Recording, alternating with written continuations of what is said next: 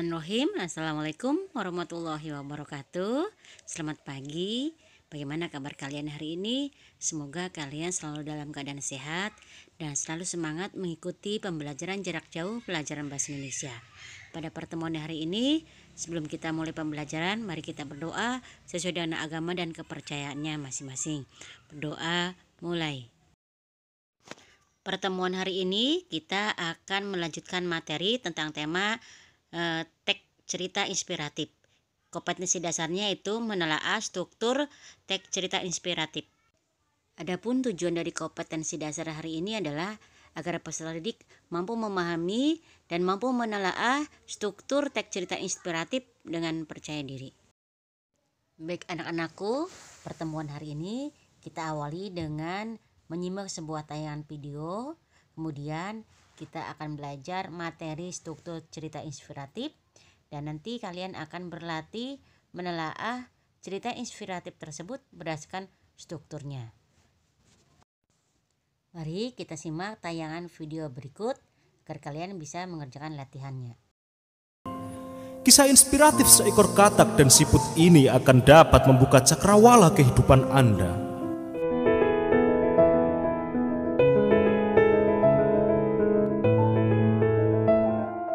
Alkisah, ada segerombolan siput yang sedang mencari makan di bawah pohon. Di tempat yang sama ada juga segerombol katak yang meloncat-loncat di pinggir sungai di antara semak belukar. Melihat sekumpulan siput di bawah pohon, beberapa ekor katak menghampirinya dan katak menyapa. Katak, "Hai siput, kalian lagi ngapain?" Siput yang lebih tua menjawab, "Kami lagi cari makan tak katak." Katak menyahut, "Oh, kirain lagi pada tiduran. Kok pada diam aja, gak gerak?" "Maaf bercanda, Put." Siput kecil menjawab, "Katak, kamu enak banget ya, bisa loncat ke sana ke sini, sedangkan aku gak punya kaki. Boro-boro loncat-loncat, jalan pun aku lambat. Masih juga dibebani cangkangku yang sangat berat ini."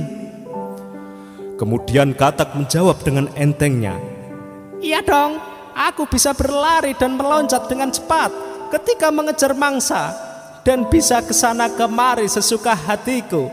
Sedangkan kamu lemot, loading lama." Katak-katak itu pun menertawakan segerombolan siput. Para siput hanya tertunduk diam mendengar jawaban dan ejekan sang katak. Sambil kemudian mereka menuju ke arah siput yang lebih tua untuk minta penjelasan atas nasib kehidupan komunitas siput. Siput kecil berkata kepada siput tua, "Siput kecil, hai kakek siput, apakah kita hidup hanya ditakdirkan menjadi komunitas binatang yang lemah dan menyerah begitu saja ketika keadaan kita terancam? Sementara si katak, ia bisa meloncat dan berlari dengan cepatnya ketika bahaya mengancam dan mudah bagi mereka mencari makan." Siput tua menjawab, "Hai anak muda, nikmati saja hidupmu. Kamu seekor siput, kenapa mengurusi kehidupan katak? Siput dan katak mempunyai kelebihan dan kekurangannya masing-masing." Siput kecil menjawab, "Kakek siput, coba katakan satu saja kelebihan yang dimiliki seekor siput. Aku ingin mendengarnya." Sebelum siput tua menjawab, tiba-tiba datang segerombolan burung elang yang sedang mencari mangsa. Mengetahui keadaan tersebut, semua siput segera saja menyembunyikan diri ke dalam cangkangnya. Sementara gerombolan katak meloncat ke sana kemari berlari menghindari cengkraman sang elang. Ketika elang berhasil menggenggam siput, tak lama kemudian dilepaskan lagi karena ia menggenggam benda yang sangat keras. Kemudian gerombolan elang itu bergerak mengejar ke arah katak, dan dengan mudahnya katak-katak tersebut ditangkap elang sampai habis tak tersisa dan menjadi santapan empuk si elang yang kelaparan. Setelah elang-elang itu pergi, siput-siput kecil mendatangi siput tua dan berkata, "Mungkin kamu benar kakek siput. Bisakah kamu jelaskan atas kejadian yang baru saja terjadi?"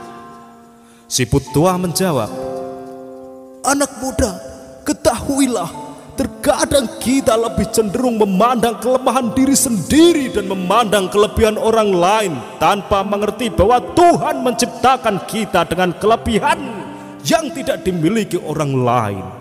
Jika kita hanya memandang kelemahan diri kita sendiri, maka kelebihan-kelebihan yang dianugerahkan Tuhan tak akan nampak oleh kita. Siput kecil bertanya, "Oh, begitu. Terus bagaimana agar kita dapat melihat kelebihan yang kita miliki, kakek siput?" Siput tua menjawab, "Lakukanlah yang terbaik dari sesuatu yang kita bisa, bukan melakukan kehebatan yang orang lain lakukan. Percayalah bahwa Tuhan memberikan kelebihan di balik kelemahan yang ada pada diri kita." Siput kecil menjawab, "Oh, sekarang aku mengerti, kakek siput. Mungkin kita bisa menjadikan kelemahan atau kekurangan kita sebagai pemicu semangat kesuksesan kita. Apa benar begitu, kakek siput tua?"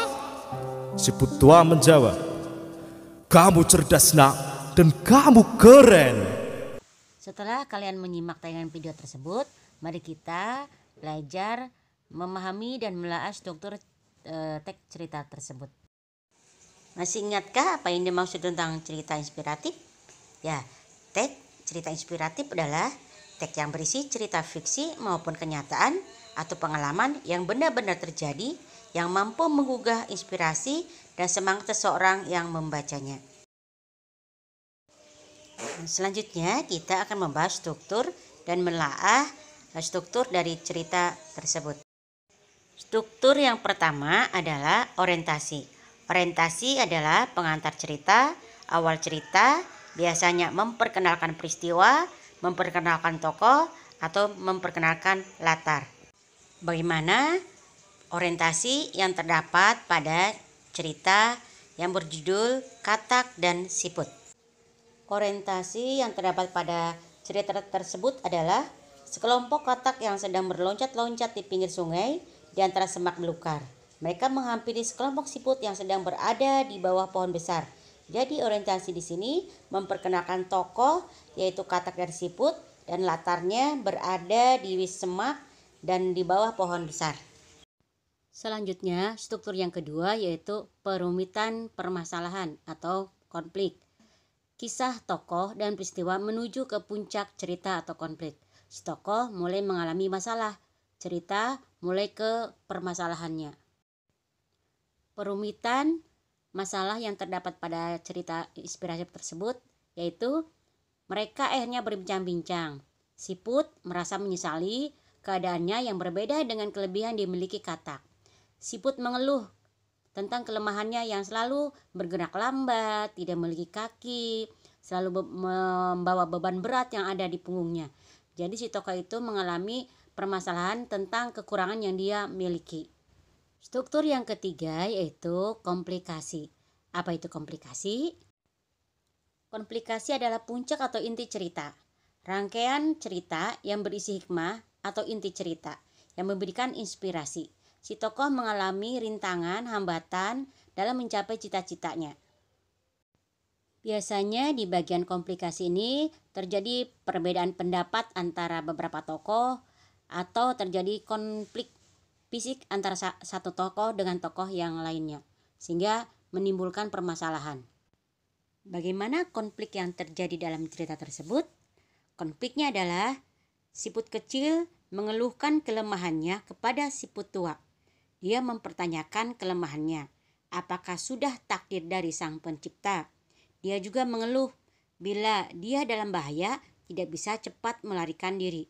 Dia juga mengeluh tidak bisa mencari makan ke tempat yang jauh. Siput muda mengeluhkan kekurangannya yang dimilikinya dan membandingkan dengan kelebihan yang dimiliki katak. Jadi konfliknya adalah si siput kecil selalu mengeluh tentang kekurangan yang dia miliki. Struktur dari cerita inspiratif adalah resolusi. Apa itu resolusi? Resolusi adalah peristiwa yang menyadarkan tokoh tentang kebaikan. Bisa juga penyelesaian cerita yang memberikan kejelasan tentang suatu kebaikan. Atau bisa juga mengenai prestasi yang diraih tokoh setelah menjalani berbagai perjuangan atau rintangan. Resolusi yang ada dalam cerita tersebut adalah siput tua menasihati siput muda bahwa setiap makhluk memiliki kelebihan dan kekurangan masing-masing. Seperti kelebihan yang dimiliki siput, yaitu memiliki cangkang keras, sehingga cangkang keras itu bisa melindungi diri dari si pemangsa. Hal ini bisa dilihat ketika sekelompok elang yang menyerang siput tetapi tidak berhasil dimangsa. Berbeda dengan katak, dia dengan mudah menjadi mangsa elang.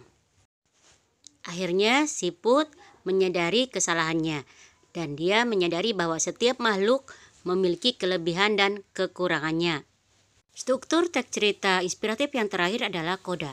Apa itu koda? Koda adalah bagian akhir cerita. Bisa berupa interpretasi, ulasan, hikmah, pesan moral, atau amanat.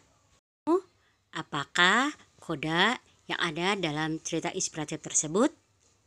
Koda dalam cerita tersebut adalah kita kadang cenderung memandang kelemahan kita dan seringkali memandang kelebihan orang lain, sehingga kita sering tidak menyadari bahwa Tuhan sudah memberikan kelebihan pada setiap makhluknya.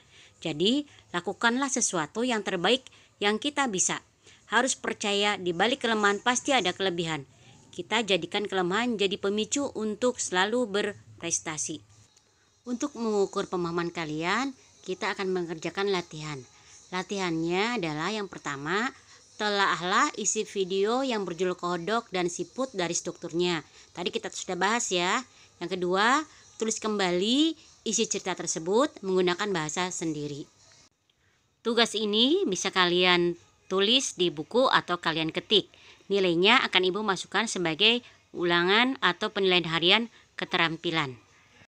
Pertemuan hari ini Ibu cukup sekian dulu. Semoga ada manfaatnya buat kalian. Selalu sehat dan tetap semangat menjalani hari.